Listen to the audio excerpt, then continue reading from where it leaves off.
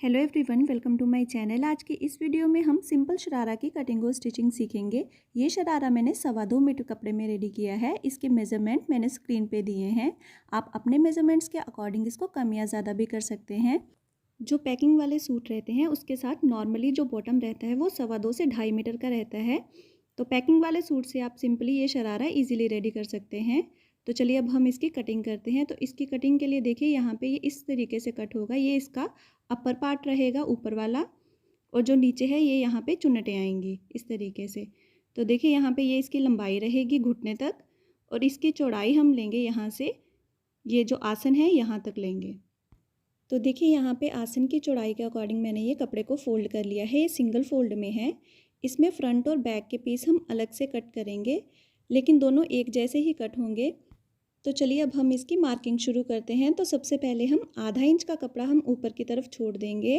अब इसके बाद हम इलास्टिक का मार्जिन रखेंगे। उसके लिए आप जितनी भी चौड़ी इलास्टिक डालना चाहते हो, इलास्टिक को इस तरीके से यहाँ पे रख के मार्क कर लें। मेरे मेज़रमेंट में इलास्टिक यहाँ पे 2 इंच की है, तो इलास्टिक को यहाँ रख के मैंने सीधा मार्क कर लिया है। अब इसके बाद यहाँ से हम अपने आसन का निशान लगाएंगे। आसन की लंबाई का निशान लगाने के लिए जितने भी आपके हिप मेज़रमेंट्स हैं उसको 3 से डिवाइड करके यहाँ पे मार्क कर लें। मेरे मेज़रमेंट्स में हिप राउंड है 39 इंच। उसको 3 से डिवाइड करने के बाद 13 इंच में मैंने एक निशान यहाँ पे स्ट्रेट कर लिया है। अब यहाँ पे हम अपनी हिप की मार्किंग्स करेंगे। तो देखिए जितना भी आपका हिप राउंड है उसको 3 से डिवाइड करने के बाद यहाँ पे मार्क कर लें। 3 से डिवाइड करने के बाद यहाँ पे एक्स्ट्रा लूजिंग डालने की ज़रूरत नहीं पड़ेगी। तो देखिए मेरे मेज़रमेंट में ये 13 इंच पर आया है। यहाँ पे मार्क करके इसको हम स्ट्रेट जॉइन कर देंगे ऊपर की तरफ। तो देखिए यहाँ पे इस निशान को ऊपर स्ट्रेट जॉइन करने के बाद हम आसन की गोलाई का निशान लगाएंगे 2.25 इंच पर। अगर आपके मेज़रमेंट में हिप राउंड 44 इंच से ज़्यादा है तो ये निशान आप 2.5 इंच पर लगाएं। अब इसके बाद देखिए ये आधा इंच हम सिलाई का मार्जिन भी इसमें मार्क कर लेंगे, और इसके बाद हम आसन की गोलाई डाल देंगे। आसन की मार्किंग के बाद अब हम यहाँ से घुटने की मार्किंग करेंगे। तो यहाँ से लंबाई लेंगे हम 18.5 इंच की। अब इसके बाद इसको स्ट्रेट कर लेंगे। इस निशान को स्ट्रेट करने के बाद अब हम इसका सेंटर मार्क करेंगे। तो सेंटर मार्क करने के लिए देखिए जो आसन का निशान था मेरे मेज़रमेंट में ये 15 इंच का है, और इसका आधा देखिए 7.5 इंच पे यहाँ पे हम मार्क कर लेंगे, और नीचे भी यहाँ पे 7.5 इंच पे इसको मार्क कर लेंगे। अब इसके बाद यहाँ पे हम अपने घुटने का नाप मार्क करेंगे। तो मेरे मेज़रमेंट में घुटने का राउंड है जो वो है 18 इंच। उसका आधा हम यहाँ पे मार्क कर लेंगे। तो यहाँ पे हम 9 इंच पे मार्क करेंगे। तो यहाँ सेंटर वाले मार्क से 4.5 इंच हम दोनों तरफ मार्क कर लेंगे, और इसमें यहाँ पर आधा इंच का हम स्टिचिंग मार्जिन भी ऐड करके इन निशानों को हम ऊपर ज्वाइन कर लेंगे। इन निशानों को इस तरीके से मिलाने के बाद यहाँ ऊपर की तरफ हम इसको एक पैर के मार्जिन से शेप डाल देंगे। आप यहाँ सिंपली इसको हाथ से भी हल्की सी गोलाई डाल सकते हो। अब इसके बाद यहाँ पे इन मार्किंग्स पे हम कटिंग कर लेंगे। कटिंग करने के बाद ये जो फ्रंट पीस है इसको उठा के हम नीचे वाले कपड़े पे रखेंगे इस तरीके से, और सेम इसी तरीके से हम बैक पीस भी कट कर लेंगे। अब इसके बाद यहाँ पर जो इलास्टिक का मार्जिन था उसको हम मार्क कर लेंगे। अब इसके बाद हम चुन्नटों वाला पार्ट कट करेंगे।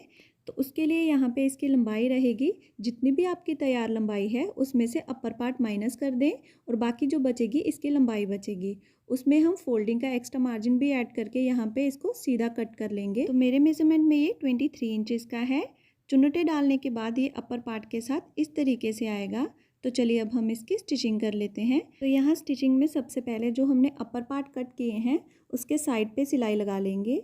तो यहाँ पे इस तरीके से एक पैर के मार्जिन से हम स्टिच कर लेंगे। सेम इसी तरीके से जो हमने दूसरा पार्ट कट किया था उसके भी साइड में सिलाई लगा देंगे। साइड की सिलाई लगाने के बाद अब हम आसन की सिलाई लगाएंगे। तो देखिए यहाँ पे दोनों की सीधी साइड मैच करेंगे, और यहाँ पे आसन की सिलाई लगाएंगे। तो यहाँ एक पैर के मार्जिन से हम अपनी आसन की सिलाई लगा लेंगे। तो सेम इसी तरीके से हम दूसरी तरफ भी आसन की सिलाई लगा के इसको कंप्लीट कर लेंगे। दोनों तरफ आसन की सिलाई लगाने के बाद अब हम जो चुन्नटों वाला पार्ट है इसके साथ स्टिच करेंगे। तो देखिए जो बॉटम पार्ट हमने कट किया था इस पे हम बड़े टांके की सिलाई लगा लेंगे। बड़े टांके की सिलाई लगाने के बाद इसका एक थ्रेड खींच के हम इसमें चुन्नटे डाल लेंगे। तो देखिए यहाँ पे मैंने चुन्नटे डाल ली हैं। अब दोनों की सीधी साइड मैच करेंगे और इस तरीके से ऊपर से हम इसको स्टिच कर लेंगे।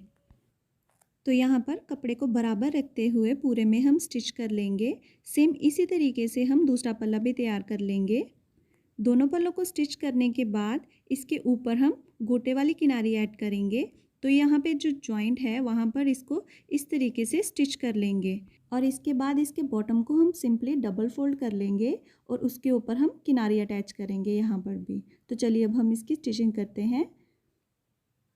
तो स्टिचिंग के लिए देखिए गोटे को हम सिंपली जॉइंट के ऊपर रख के सिंगल स्टिच करेंगे यहाँ पर।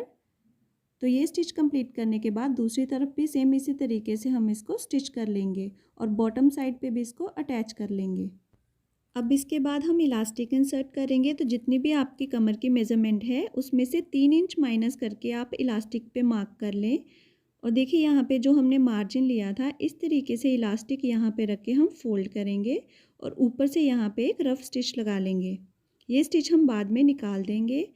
अब इसके बाद देखिए इलास्टिक को अंदर की तरफ रखते हुए हम कपड़े पे ये स्टिच लगाते हुए पूरे में इलास्टिक इंसर्ट कर लेंगे। ये स्टिच हम 2 इंच पहले ही रोक लेंगे और यहाँ से हम अपनी इलास्टिक को बाहर निकाल लेंगे। जो मार्क हमने 27 इंचेस पे लगाया था उसको खींच के यहाँ पे बाहर निकाल के हम कट कर लेंगे। अब दूसरे एंड पे जो हमने रफ स्टिच लगाया था इसको भी हम निकाल लेंगे और इलास्टिक का दूसरा एंड यहाँ से बाहर निकाल के इस तरीके से दोनों को स्टिच कर लेंगे। तो यहाँ पर दोनों एंड्स को अच्छे से पक्का करने के बाद इस तरीके से इसको अंदर की तरफ करते हुए हम ऊपर से अपना स्टिच कंप्लीट कर लेंगे। तो यहाँ पे ये स्टिच कंप्लीट करने के बाद इलास्टिक को खींच के हम हर तरफ से बराबर कर लेंगे। अब इसके बाद इलास्टिक को खींच के इसके सेंटर में हम सिलाई लगा देंगे। ये सिलाई लगाने के बाद इलास्टिक अच्छे से इंसर्ट हो जाएगी। इलास्टिक इंसर्ट करने के बाद दोनों आसन मैच करते हुए हम 1 इंच के मार्जिन से स्टिच लगा लेंगे यहाँ पर। तो यहाँ पर स्टिच लगाने के बाद हमारे शरारा की स्टिचिंग कंप्लीट हो चुकी है। अगर आपको वीडियो के रिलेटेड कोई भी डाउट हो तो प्लीज़ मुझे कमेंट सेक्शन में बताएं। ये इसका फाइनल लुक है। आई होप आपको वीडियो अच्छा लगा हो। Thanks for watching.